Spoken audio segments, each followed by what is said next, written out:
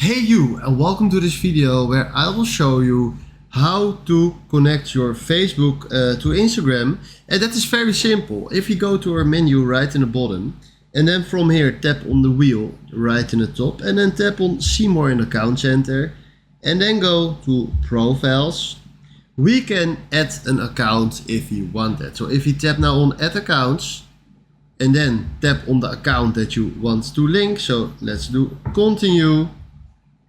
Then tap on continue, then tap on continue, allow and finish adding.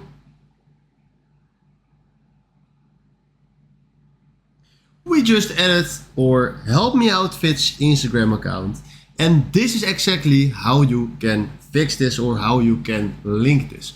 Alright, if you find this video helpful, please consider subscribing and give this video a like. And then for now, thanks for watching.